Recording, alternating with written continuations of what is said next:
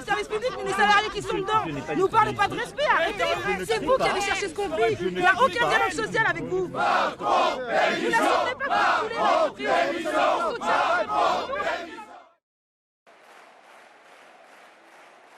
Moi, je le porterai dans la durée. Je le porterai jusqu'au bout. Mais maintenant, votre responsabilité, c'est d'aller partout en France pour le porter et pour gagner. Ce que je veux, c'est que vous, partout, vous alliez le faire gagner parce que c'est notre projet. Vive la République, vive la France. On vient de réussir un braquage. C'est comme dans Ocean's 11, sauf qu'on était moins nombreux. Et il dit, à propos de l'Élysée, faut dire qu'on connaissait le proprio et qu'on avait les plans.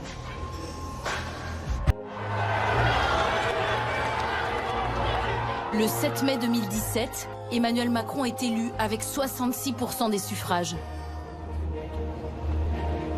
À ses côtés, l'ancien chiracien Jean-Paul Delevoye. N'oublions jamais que nous avons peut-être fait le hold-up du siècle, mais avec la complicité des propriétaires qui nous ont filé les clés. Regardez ça, regardez ça, regardez ça, regardez ça. Regardez ça comme il matraque. C'est des malades. Il nous gaz parce qu'on filme.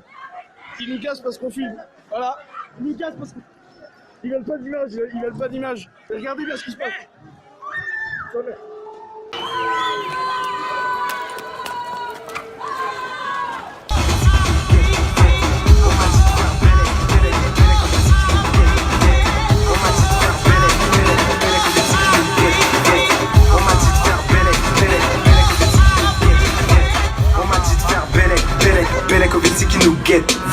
S'ils veulent un responsable, il est devant vous. Qu'ils viennent le chercher.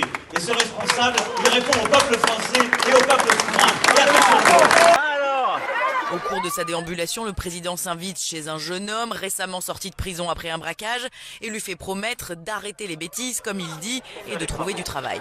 Pour reconstruire, des jeunes comme toi, là t'es costaud comme tout, il faut que tu travailles là-dedans, non mais il ne faut pas rester comme ça et pas refaire des bêtises. Hein. Les braquages c'est fini. Hein. Avant de quitter l'appartement, Emmanuel Macron se fait prendre en photo, tout sourire, avec le jeune homme et un de ses amis qui posent en faisant un doigt d'honneur. Bonjour monsieur, vous pouvez nous dire ce qui se passe, qu'est-ce que vous allez faire exactement? Vous étiez au courant de la manifestation Bon enfant, hein? Maintenant on nous bloque. On n'a même pas débuté la manifestation, on est déjà bloqué. Alors on va appuyer sur le périphérique. Allez les gars, débarquez là. Venez-vous les gars, allez. Arrêtez, arrêtez.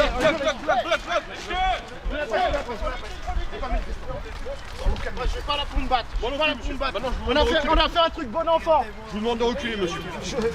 Reculer où? Reculez, s'il vous plaît, monsieur. Non, on peut discuter. C'est ce qu'on fait, monsieur, il n'y a pas de problème. On peut discuter. Il n'y a pas de problème, monsieur. J'étais là, j'ai des protégés. Et vous nous gazez. Qu'est-ce que vous nous avez fait de mal? C'est injuste ce que vous faites. C'est votre pouvoir d'achat aussi que nous défendons. L'objectif c'est le pouvoir d'achat tout simplement, il y en a un ras-le-bol total. Les retraites, moi je suis la première concernée, le fuel, le carburant, il y a tout. Donc on est obligé de manifester. De toute façon, vous voyez, on n'a même plus le droit d'arrêter sur le trottoir, qu'on est éjecté par la police. Voilà, ça c'est antidémocratique, c'est Macron.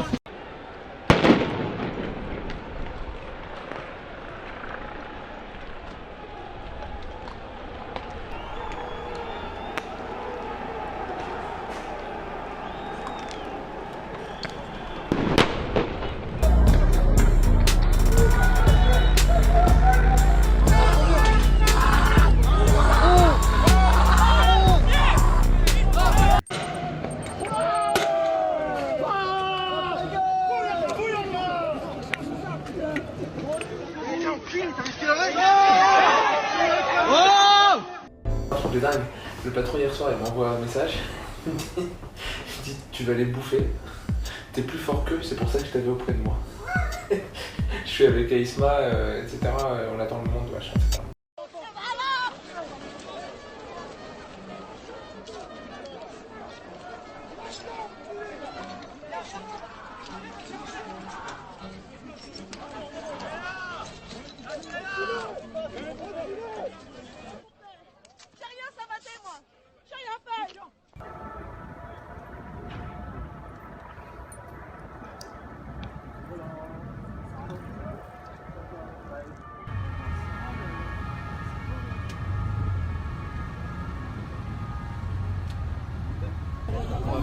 qui tourne, pas la presse qui tourne. Ne pas rendre visite à nos aînés, c'est, et j'en ai bien conscience, un crève-cœur. C'est pourtant nécessaire, temporairement. Je compte évidemment aussi sur tous nos soignants. Je sais tout ce qu'ils ont déjà fait, je sais ce qu'il leur reste à faire. Le gouvernement et moi-même serons là, nous prendrons toutes nos responsabilités pour vous. Les prochaines semaines et les prochains mois nécessiteront des décisions de rupture en ce sens. Vous devez les avoir avec vous, remplir la croix en cochant un formulaire, celle qui vous concerne, et en apportant les justificatifs. Et après,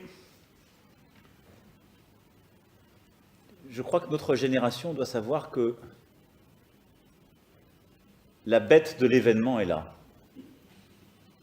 Et elle arrive. Et qu'il s'agisse du terrorisme, de cette grande pandémie ou d'autres chocs, il faut la combattre quand elle arrive, avec ce qu'elle a de profondément inattendu, implacable. Il faut le faire en restant conforme à ses principes et n'en rien céder, mais en étant disponible à l'événement pour qu'advienne quelque chose de nouveau. C'est aussi ça. Et donc voilà, j'ai des convictions. Je ne lâcherai jamais la liberté, les principes démocratiques et ce qui font nos peuples devant quoi que ce soit et quelque ennemi que ce soit. Et en même temps, je pense que ces moments-là sont ceux qui nous permettent aussi d'inventer peut-être quelque chose de nouveau pour notre humanité. Ce qu'on a dessiné au travers de cette discussion, c'est-à-dire un équilibre nouveau dans l'interdépendance des femmes et des hommes pour penser ce qu'est l'être au monde et qui est fait autour de l'éducation, de la santé et de l'environnement. C'est ça la réalité, mesdames et messieurs les députés. Si vous ne voulez pas l'entendre, sortez d'ici. Elle est là la réalité de nos hôpitaux. Elle est là la réalité de nos hôpitaux. Emmanuel, le chiffre du jour, c'est 1 000 $ par seconde. Eh oui, 1 000 $ par seconde, 65 000 $ par minute, 34 milliards de dollars sur l'année. C'est le montant des profits qu'engrangent Pfizer, BioNTech et Moderna grâce à leur vaccin contre le Covid. C'est un calcul, vous savez, ces petites études comme on les aime, avec des chiffres spectaculaires. Et je veux aussi être clair, je ne rendrai pas la vaccination obligatoire. Schopenhauer, écoute bien, disait « La vérité passe par 3 étapes. Allez d'abord railler, contredite, moquer, théorie du complot. La deuxième, aller carrément attaquer jusqu'à la mort, s'il le faut. Et la troisième étape, c'est qu'elle est finalement admise comme ayant été toujours une évidence. Voilà le chemin de la vérité. Simplement, par exemple, quand je parle, si je suis un conspirationniste, quand je dis que nos gouvernants ont fait tout et leur contraire, quand les scientifiques, à chaque fois je fais un petit geste, nous disent « il ne faut pas porter de masque, c'est dangereux ». Et quand 3 semaines après, ils nous disent « il faut porter un masque, c'est obligatoire ». Qu'est-ce qu'on peut penser? Est-ce qu'il y a quelque chose de complotiste là-dedans? Non, mais qui sont paumés. Ils savent peut-être pas, c'est un pas nouveau paumés. virus, Ils obéissent à des contraintes. C'est pas paumé. Parce que paumé, si jamais tous nos scientifiques sont une bande de fous, non, paumés... parce que pas tous les scientifiques ne disaient pas ça. Il y avait pro-masque et disons que contre-masque. Les décideurs, ça te va les décideurs? Mais peut-être que j'en ai rien à branler qu'il y en ait 2 sur 100 millions, mais c'est eux qui décident. Donc je te parle des décideurs. Quand un homme politique vient te dire que le conseil scientifique a décidé que... Toi tu te dis, putain... C'est pas rien, c'est pas 3 personnes. C'est une majorité de gens qui décident. Et quand cette majorité te dit le contraire 3 semaines après, qu'est-ce que tu peux penser? Eh bien, tu penses tout simplement que ces gens-là sont aux ordres. Et ils sont aux ordres du pognon. Jean-Marie, oui. Vous avez une rage incroyable. Ouais. Je suis enragé, on nous prend pour des cons. On nous manipule, on organise une dictature chez nous. Comment je serais pas en colère? Oh! Comment je serais pas en colère? On nous prend pour des cons, on nous manipule, on fait crever nos commerces, on détruit l'industrie mondiale. Pourquoi? À qui profite le crime? Est-ce que je peux me poser cette question? Depuis hier matin, j'ai été testé positif à la Covid-19. 10 millions de vues pour nous aider à battre le virus. À vous de jouer.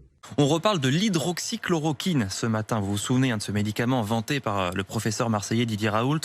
Eh bien, on a la preuve ce matin que le sujet a été très sensible au début de la crise avec carrément des pressions politiques. C'est ce que laisse entendre en tout cas le président du Conseil scientifique Jean-François Delfraissy dans un échange de mails avec son homologue américain Benjamin Smadja. Oui, ces derniers jours, plusieurs médias américains diffusent de nombreux mails envoyés par le docteur Anthony Fauci, le conseiller de la présidence des États-Unis sur la pandémie. Et parmi ces nombreux mails, ceux échangés avec Jean-François Delfraissy, dans lesquels le président du Conseil scientifique parle du buzz médiatique autour de l'efficacité de l'hydroxychloroquine.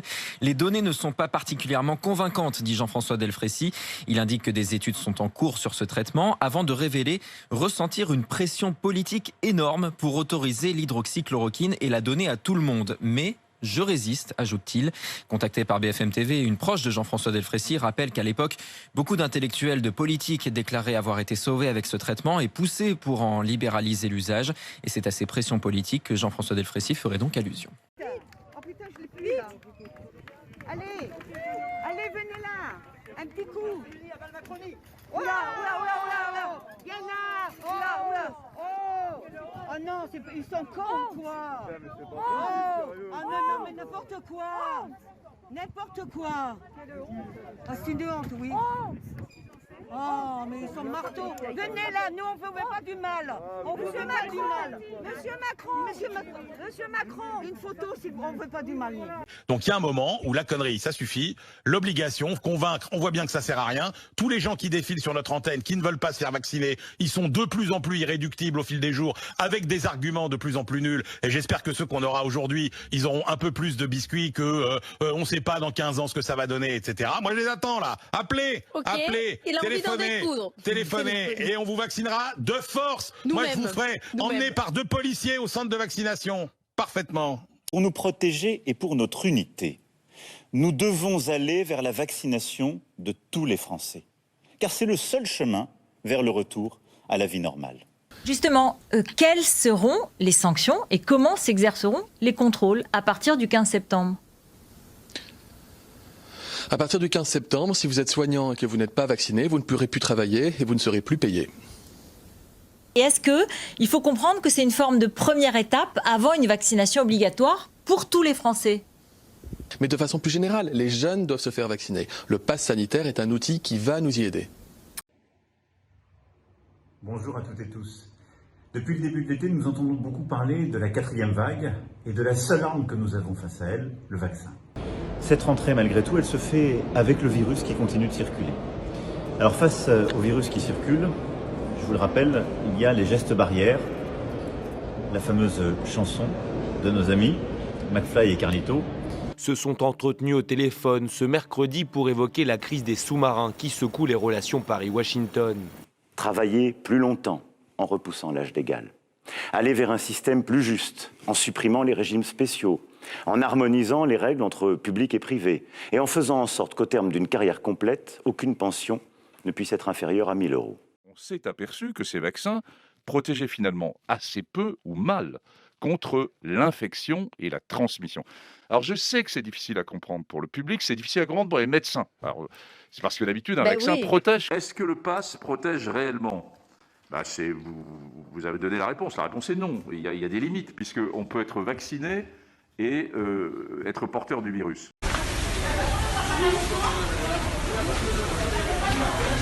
J'y fais la pointe.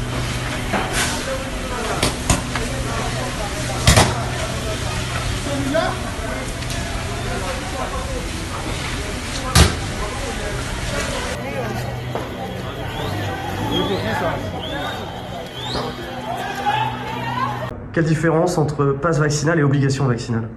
Le pass vaccinal est une forme déguisée d'obligation vaccinale, mais c'est plus efficace qu'une obligation vaccinale.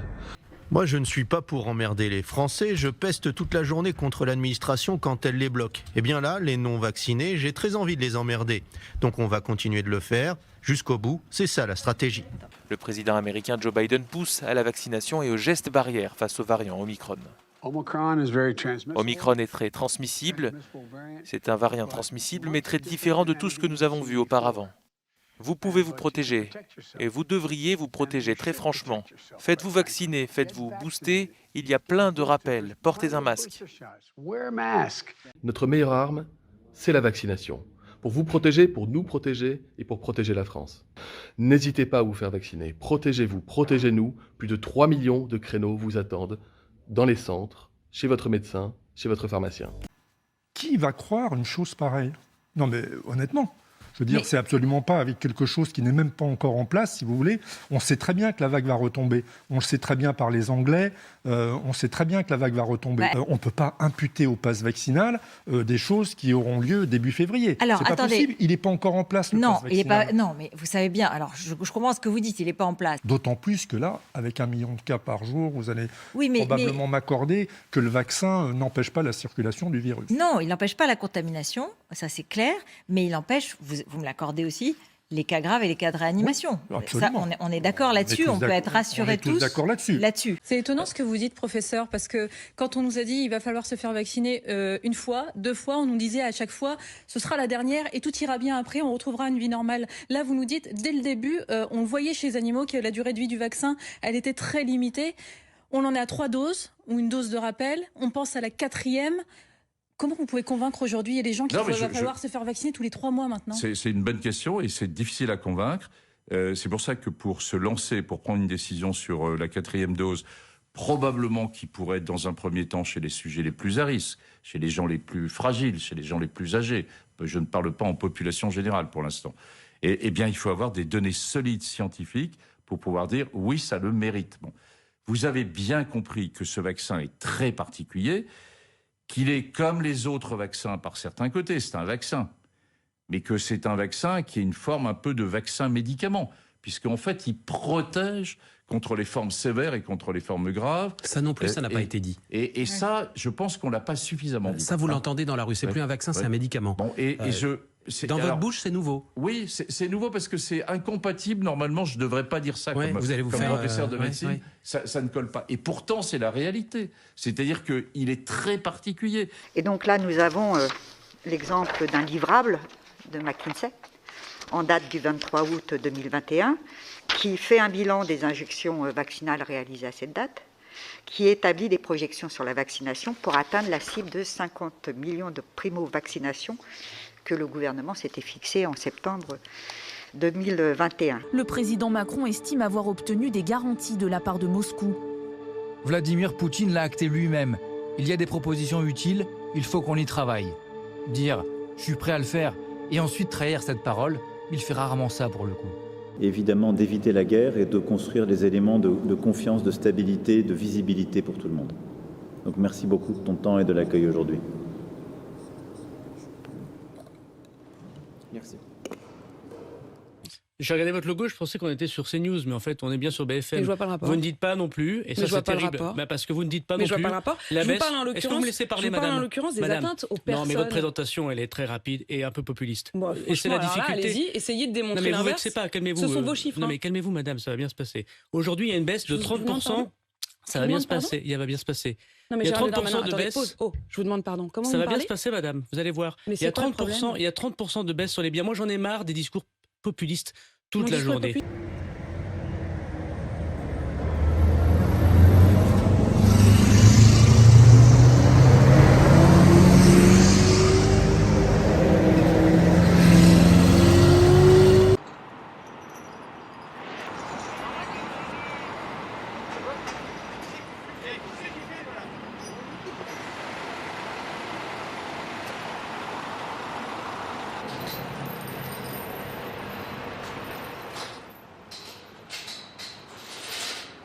Les panneuses, engins divers et véhicules blindés qui seront en capacité de mettre fin à tout blocage.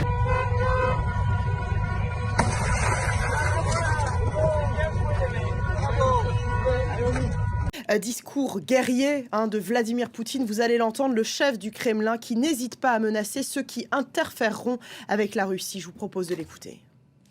Кто бы ни пытался помешать нам, а тем более создать угрозы для нашей страны, для нашего народа, должны знать, что ответ России будет незамедлительным и приведет вас к таким последствиям, с которыми вы в своей истории еще никогда не сталкивались.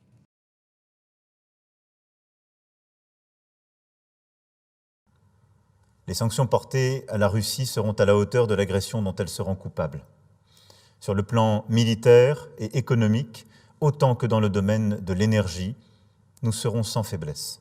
Le président Biden a eu des mots forts. Pour lui, Vladimir Poutine sera, grâce à ces sanctions, un paria sur la scène internationale. Nous sommes aujourd'hui dans une crise extrêmement dangereuse, totalement différente de celle dans laquelle nous étions jusqu'à 13h ce matin. Приказываю министру обороны и начальнику генерального штаба перевести силы сдерживания российской армии в особый режим несения боевого дежурства. La guerre vient changer de nature, ce qui veut dire très clairement que si nos dirigeants manquent de sang-froid, Londres, Paris, Berlin et New York peuvent être détruits demain matin. Ne la laisse pas tomber, elle est si fragile, je parle de ta liberté, c'est elle qui est mise en péril. Si tu n'adhères pas à la pensée unique, t'es qu'un complotiste, un égocentrique, manifester pour eux, pas question. Y a-t-il encore une liberté d'expression? Non, tu te fais gazer par leurs projectiles. Dès qu'on est regroupés, ils nous envoient leur gorille. Ne la laisse pas tomber, elle est si fragile. Je parle de ta liberté, c'est elle qui est mise en péril. Peut-on se tromper autant sans le vouloir? Y a-t-il une bouffée délirante au sein du pouvoir? Ils sont capables de dire c'est vaccin ou prison, pour que chaque vague laisse l'écume de la soumission.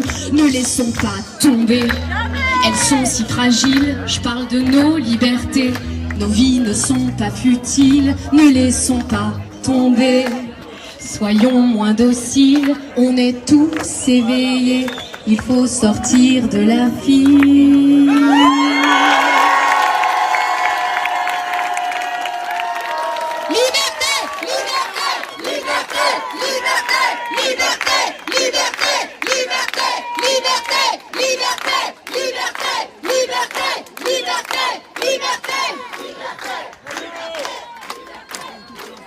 La liberté des sourires, la liberté de l'amour, la liberté de notre santé, de notre corps. Vraiment, c'est très important qu'on soit encore plus nombreux, toujours plus nombreux. Merci beaucoup d'être là, très nombreux aujourd'hui. Merci.